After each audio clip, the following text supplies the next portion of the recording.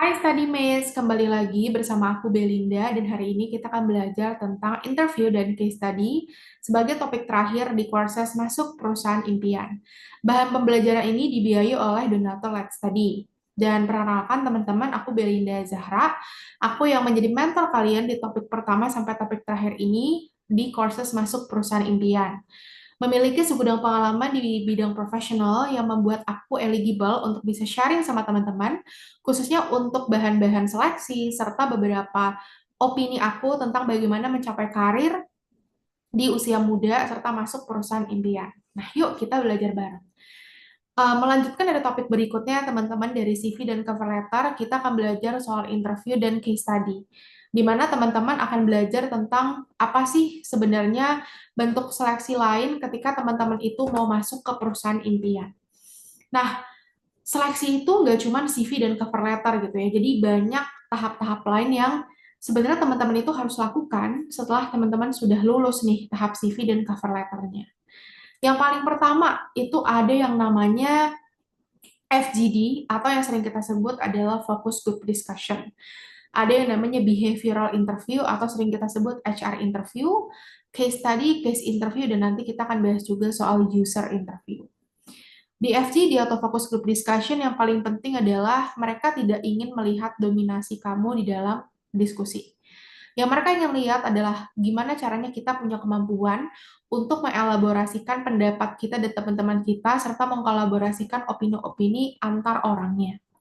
Jadi kalau kamu pernah lihat berita ataupun lihat seminar dan kamu lihat ada peran moderator di sana, nah mereka tuh pengen lihat peran moderator itu, karena moderator itu nggak cuman ngomongin tentang em, berpendapat opini yang sangat dominan, tapi dia bisa ngelit diskusinya gitu.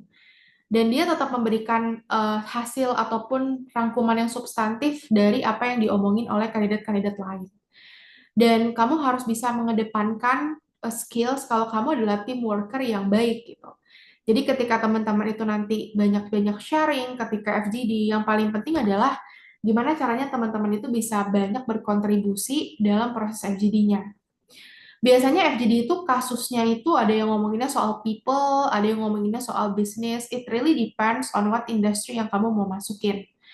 Kalau casesnya soal people tuh biasanya pertanyaannya tuh contoh ada bisnis, kamu membayangkan disuruh membayangkan kamu tuh seorang CEO atau kamu seorang CFO atau CMO dan ada suatu masalah. Nah, cara kamu menghadapinya tuh kayak gimana? Jadi biasanya kalau people arahnya ke sana, atau kalau yang arahnya bisnis biasanya contoh kamu tipe orang yang em, apa namanya CEO suatu company dan kamu harus memilih produk mana yang paling oke untuk dipasarkan dengan berbagai data yang dikasih. Jadi banyak brainstorming yang tercipta lah gitu ya ketika proses FGD ini.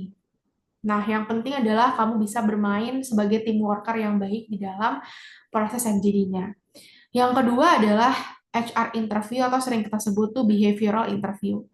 Yang paling utama teman-teman tuh harus tahu diri sendiri dan juga list beberapa pertanyaan yang pasti ditanya. Pertanyaan-pertanyaan HR itu sebenarnya gampang-gampang susah ya, karena teman-teman balik lagi yang teman-teman harus pursue itu kan adalah gimana caranya teman-teman bisa memprediksi pertanyaan-pertanyaan HR yang diajukan dan apa yang dinilai sama HR-nya sebenarnya dari pertanyaan itu gitu.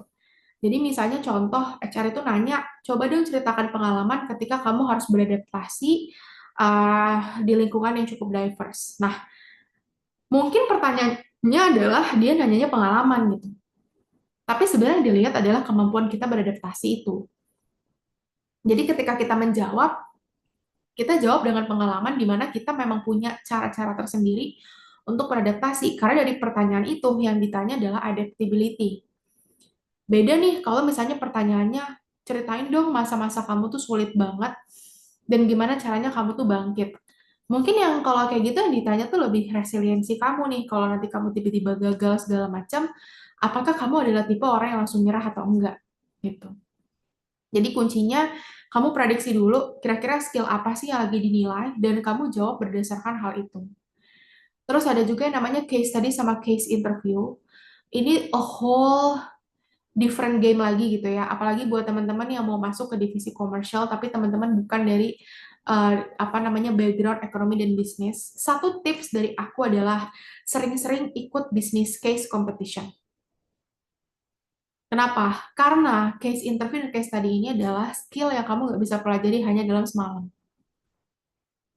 Berbagai jenis case yang bisa kamu solve segala macam itu datang dari berbagai lomba yang kamu ikutin ketika kamu business case competitions. Karena banyak banget framework, penemuan, sampai approach kamu untuk solving some issue, itu kamu belajar dari kompetisi. Atau aku biasanya sering ngasih rekomendasi buku yang judulnya Case in Point. Jadi buku Case in Point ini tuh buku yang isinya itu banyak berbagai contoh kasus-kasus bisnis yang biasanya dipakai untuk case interview. Tapi memang biasanya khusus untuk manajemen consulting atau kalau kamu masuk MT atau manajemen trainee, kamu mau masuk komersialnya gitu. Nah, yang utama dari case study dan case interview ini gimana caranya teman-teman bisa berpikir secara logis dan memberikan approach-approach yang logis gitu dalam nge-solve kasusnya. Nah, yang terakhir itu ada user interview, teman-teman. Jadi user interview ini, aku bisa bilang mereka tuh nggak cuma cari yang pinter ya. Mereka tuh juga cari itu yang cocok. Kalau kamu pinter banget, tapi kamu bukan tim player yang baik, kamu benar-benar susah untuk sharing sama banyak orang, segala macam, ya susah juga buat mereka untuk pilih kamu. Jadi user interview ini nggak cuma sekali, biasanya lebih dari sekali gitu ya, kamu sama direct manager kamu, or even sama director level, mereka akan melihat apakah kamu itu beneran oke buat role yang kamu mau mau mau dapatkan dari segi hard skill, dari segi soft skill. Karena kalau dari sisi kemampuan, kamu nggak usah diraguin lagi, kamu udah masuk ke tahap akhir gitu.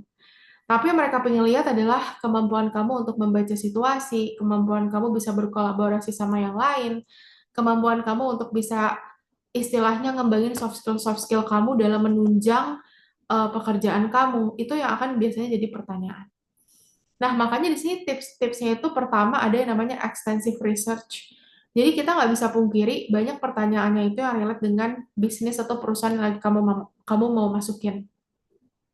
Kamu harus tahu nih bisnis modelnya gimana, resiko-resikonya gimana, dan lain-lain. Yang kedua, looking good will also make you confident. Jadi apalagi kalau kamu offline gitu ya, you have to really visually attractive. Atraktif tuh bukan cantik, enggak, bukan ya, rapih gitu, rapih, harum. Terus ada having personal relationship will earn you a brownie point. Jadi gampangnya kalau kamu bisa istilahnya get the personal point dari si user interview, kayak gampangnya kamu tuh kelihatan cocok sama usernya itu jadi point plus. Karena kamu kelihatan jadi bisa kolaborasi, kamu jadi bisa diskusi, dan kamu bisa jadi teammate yang baik untuk usernya.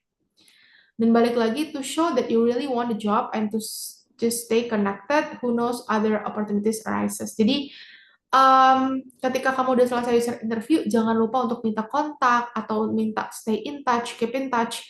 Karena kita nggak pernah tahu, tiba-tiba mungkin ada opportunity lain yang kamu dapat dari dia ini sebagai user kamu. Gitu.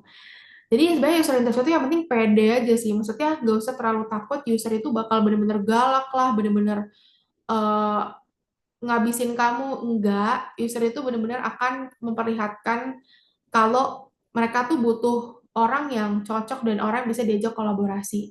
Jadi jangan pernah takut ketika lihat usernya tuh, aduh kak tinggi banget jabatannya segala macam, no issue, no worry guys, gitu.